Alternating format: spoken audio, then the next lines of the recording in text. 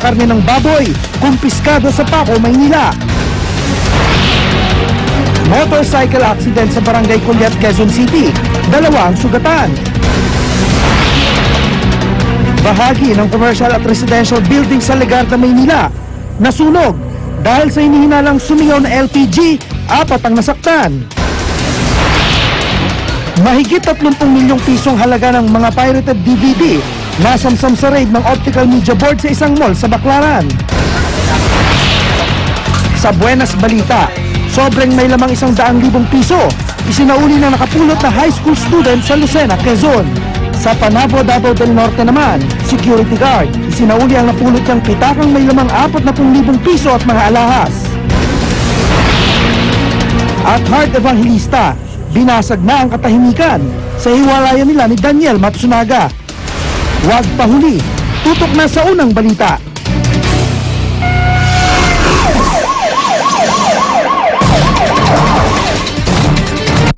Magandang umaga, 200 kilo ng karneng botsang nasamsam ng mga otoridad sa Paco, Maynila. Ayon sa National Meat Inspection Service, dapat lalo pa mag-ingat ang publiko laban sa double dead na karne. Nangamamatay daw ngayon ang mga baboy dahil sa mainit na panahon. At narito ang report ni Salima Refran. Pauwi ako na maaga ngayon. Masangsang ang amoy at nangingitim na. Ito ang itsura ng tinatayang 200 kilong karneng botsa na nasabat ng National Meat Inspection Service sa likod ng Paco Market sa Maynila. Habang nag-iinspeksyon ng Task Force Bantay Karne sa palengke, isang nagmagandang loob na taga roon ang nagturo sa 3 kahina-hinalang sako at isang plastic na iniwan sa ilalim ng isang basketball ring sa Leroy Street. Nang buksan ng mga sako, plastic na minudokat at sinigangkat na double dead na karne ang tumambad. Ginayat-gayat na eh. At saka abnormal yung sizes at inalis na yung balat. Ayon pa sa NMIS, dapat lalo pa mag-ingat ang publiko laban sa karneng botsa. Nangamamatay daw ngayon ang mga hayop, lalo na mga baboy, dahil sa mainit na panahon. Normal yun sa isang farm, oo. Ang sa mga farms kasi, nasa 2 hanggang 5% ang mortality pagka ano eh.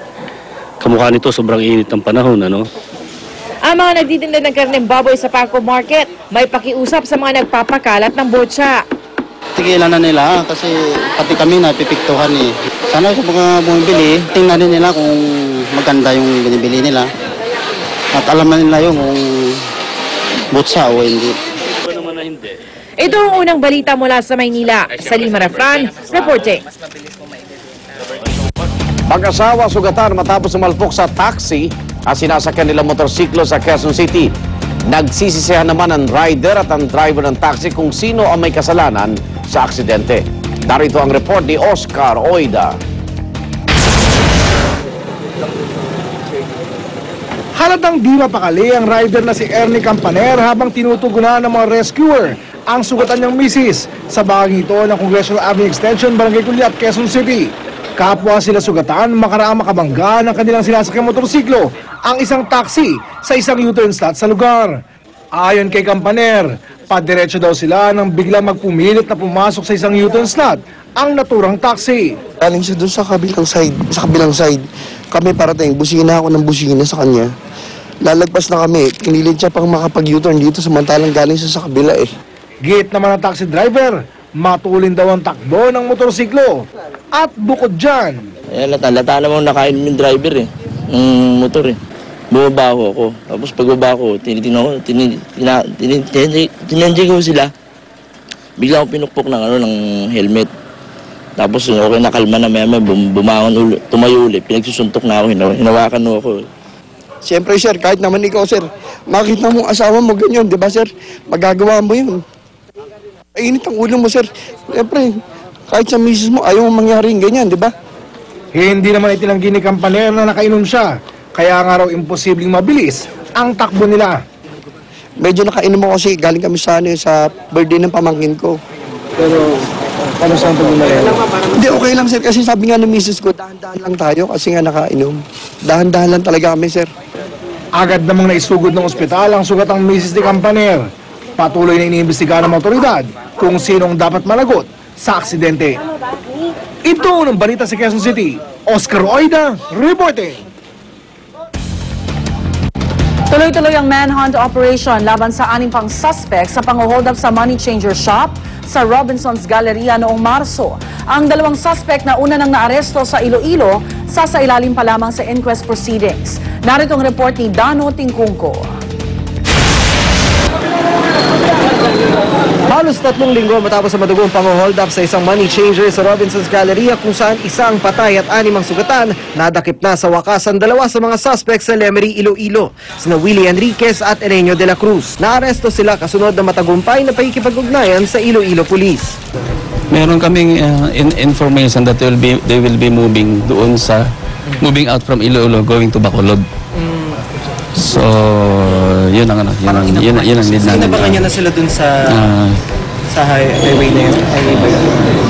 Dun sa crossing. Ikukumpara raw ang mga nakuha sa kanilang armas sa mga slug na na-recover sa pamaril sa money changer shop sa Robinson's Galleria. Alamin din kung sangkot sila sa mga insidente ng pagnanakaw at pamaril sa iba pang mall sa bansa. Yung firearm na ginamit dito, common dun sa 5 incidents na yun. So may involvement yung particular person na yun to these 5 incidents. And practically, siguro we solved yung 4 na incidents pa. Dito sa yung past incidents na to, ang common denominator dito, yung slugs recovered. Bukod kina Enriquez at De La Cruz, 6 na iba pang kasabwat umano sa Robinson's robbery ang pinaghahanap.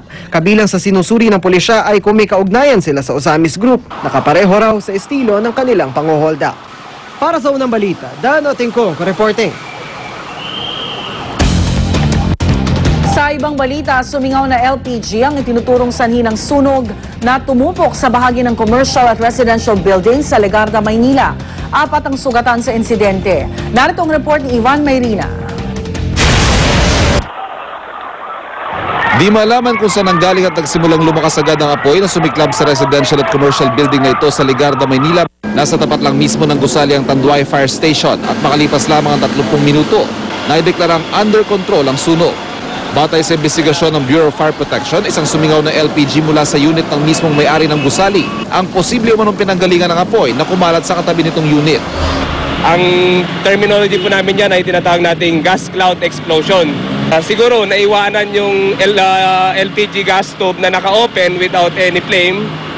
So nag-accumulate po siya ng LPG gas, liquefied petroleum gas, within the surrounding ng 2 unit.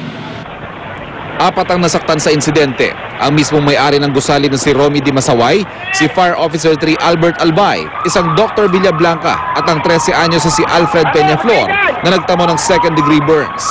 Hindi naman natupok ang gusali pero tinatayang 300,000 pa rin ang halaga ng pinsala. Ang patahian ng sports uniforms ni Nelsa Limbagat nakaligtas sa sunog pero nanlulumo siya sa water damage at mga maantalang delivery sa kanyang negosyo. Ang dami yung nakapending, ang dami mga kukunin dapat. Daming nakanong trabaho.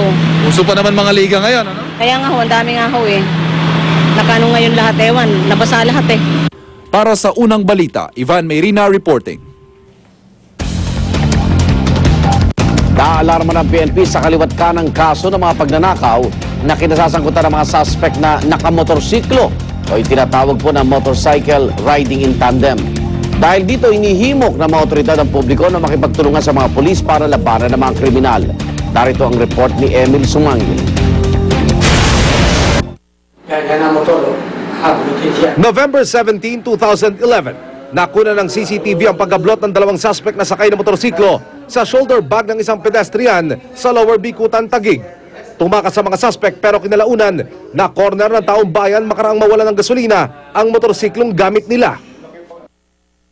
Nitong linggo lang, tinadtad ng bala ng 4 na suspect na sakay ng 2 motorsiklo ang isang lalaki sa Pasay City. Walang habas na pinagpuputukan kahit nakahandusay na, tiniyak na patay saka na iniwan sa gitna ng kalye. Hanggang ngayon, tuloy pa rin ang manhunt operation sa mga suspect. Ilan lang ito sa mga kasong kinasasangkutan ng tinatawag na motorcycle riding in tandem. Ang Highway Patrol Group na alarma na sa pagtaas ng bilang ng mga kasong kahalintulad nito. Problemado sila dahil aminado silang hindi sapat ang mga inilalatag nilang checkpoint para masawata ang operasyon ng mga masasamang loob